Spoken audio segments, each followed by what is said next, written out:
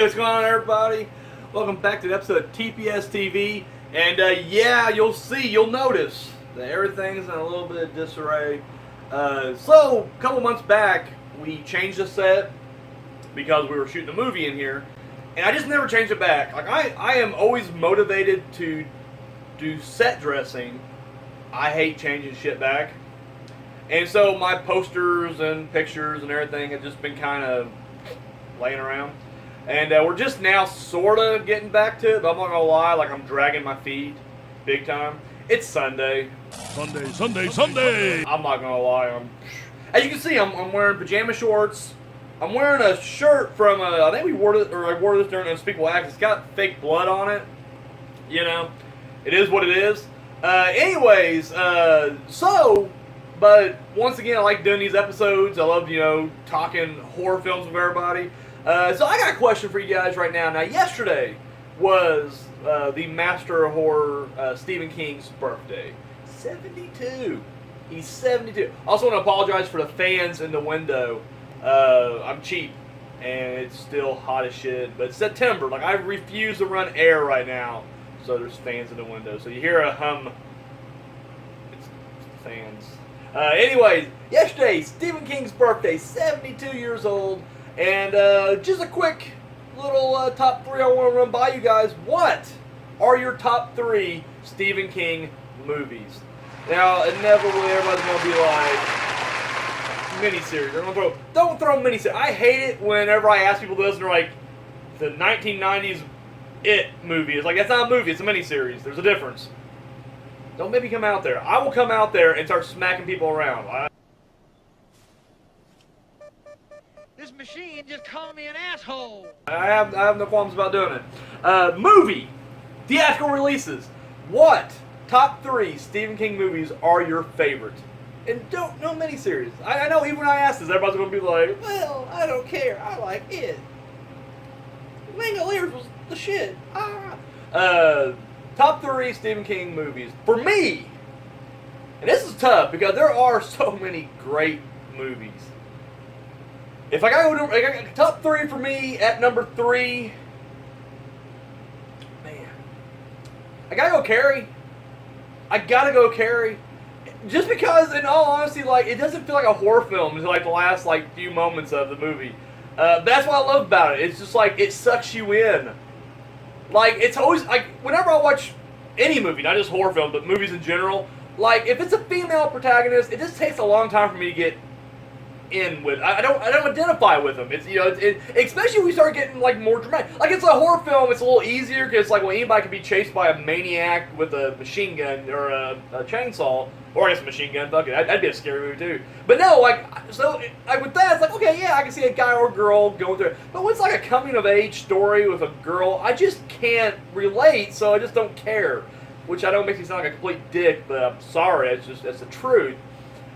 And so this is just a weird combination, because, like, it's clearly a young girl in high school, her coming-of-age story, but, it's a Stephen King, And I love this. I saw this when I was in high school for the very first time, many years ago. And I just remember, I always heard, Carrie was one of the craziest. I'm talking about the original. Fuck that remake CGI bullshit. Although, Julianne Moore did a really good job. But, she's no Piper Laurie. I'm sorry. Anyway, but the first time I saw this, I just remember thinking, like, I heard all the hype about how scary this thing was. And actually, I watched it. I didn't even watch it uncut. I watched it on TV. It was Monster Vision, Joe Bob Briggs. And I remember watching it, though. And literally, like, even as a cynical little asshole high schooler, like, literally feeling, like, something for Carrie. You wanted to see her succeed. But then I know, like, where it's going. Everybody, like, even if you've never seen a movie before, you know exactly what Carrie's going to do at prom. And you're kind of dreading it. You're like, maybe this time the blood won't hit her and, she'll sidestep it. No, it hits her. But then, like, literally she goes on it. Because, I mean, especially, now this is, I'm not getting on my soapbox here or going, poor me, but I think a lot of outsiders out there who maybe high school wasn't the greatest for you can identify with her as well on that level. Not just as, the ugly duckling or whatever, but just literally, like, not having a friend in the world. And a lot of times it feels like maybe the entire high school is laughing at you when you're on that stage. So there is a bit of you that is kind of happy when she does break bad on every single fucker there. Like, even the ones who didn't deserve it. Like her teacher, who was just literally trying to be the best, friend possible. And it didn't matter. Carrie was so mad at that point. The great performances all around, especially like mentioned earlier, Piper Laurie, but Sissy Spacek as well. I mean, it's just good. John Travolta, I mean, goddamn, the movie's just awesome all around. Brian De Palma, my favorite Brian De Palma film of all time. And my number 3 Stephen King movie. So there you go. At number 2, I gotta go Pet Sematary, the original. Even though I did really like the remake, but that movie it freaked me out a lot when I was a kid. A lot of movies was like, I don't know, when I was a kid, I was kind of like I am now, where a lot of times I just knew it was a movie. So like, there's a lot of times I just kept telling myself like, it's just a person in an outfit, or it's a demons don't really exist, you're okay, So it's just like, I don't know, I never got that scared with movies, but there were a handful that would still do it to me. I remember as a kid, Pet Sematary was one of them. And let's just be honest, it was the sister, it was Zelda in the back. Fuck that. That even now, it's still kind of like, holy shit, that's creepy as hell. The movie itself, I always loved.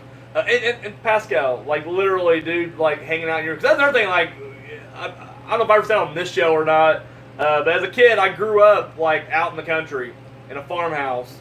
We didn't have a farm though, and I literally I was the only person on the bottom floor of this house. Like all my parents and my brother slept upstairs, and I'm downstairs. Now I asked for that, but still it's fucked up because like literally I do nothing but watch scary movies, and I couldn't tell them I was scared because then I couldn't watch scary movies anymore. See how that works? So literally I'm terrified, and I mean, and Pascal would definitely fuel my fantasies and my nightmares, and would definitely get my imagination running, because I'm sitting there in the room by myself and it's dark, completely dark, and I'm just like expecting to look up and see him standing there looking at me with brains hanging out and shit. And then Zelda, I wouldn't even try to think of Zelda, because that's just, I'd push it over the edge, because it's like fucking Zelda, god damn.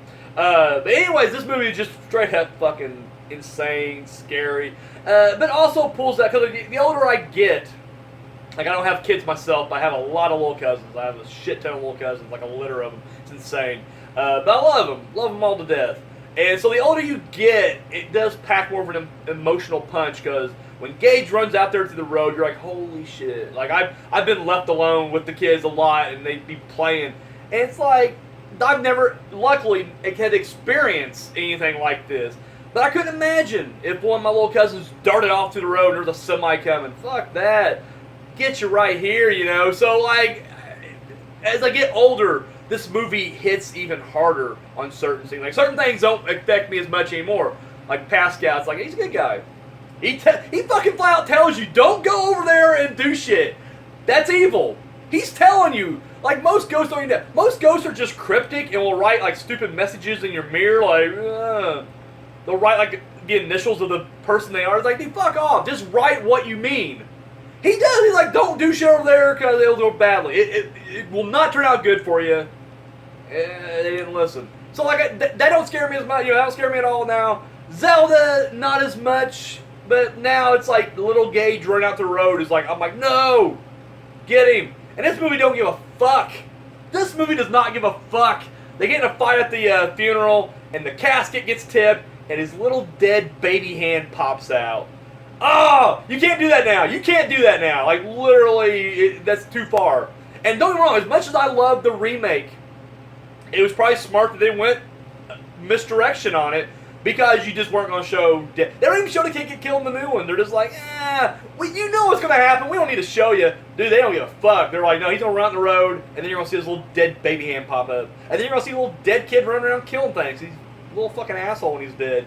Pet Sematary, number 2.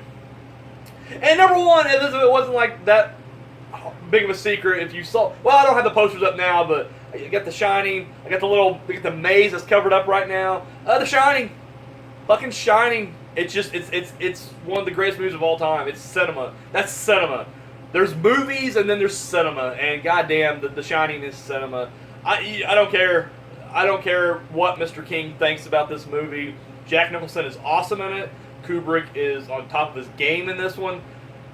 Just awesome. Watching an American family be torn apart by these dark forces as they're isolated in a blizzard. I love it. It's just so much awesome. I don't want to sit there and bore you guys with this. 'Cause it's supposed to be a short, like 3-minute video, and I'm already I don't know what time we're at now, but I'm definitely running past that right now. So, but The Shining, it's just great. I was lucky enough to actually I saw Carrie too, but I was lucky enough to see The Shining on the big screen. That's the unfortunate thing about being in the age I am now, because a lot of these classics, that play at the drive-in or in the theater, you don't get to see. And I live in Hickville, USA, like no joke. So we don't get like special screenings of anything, and so it kind of sucks.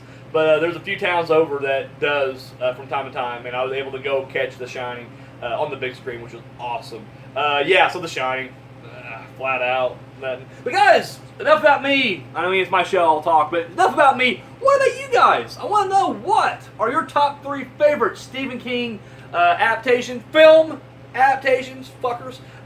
Drop that shit down below. And yeah, that's all I got, guys. Sorry, I'm getting a little indigestion here. We're not sponsored by Diet Dr. Pepper, but goddamn, it's delicious. But no, drop comments down below. And yeah, till next time, peace.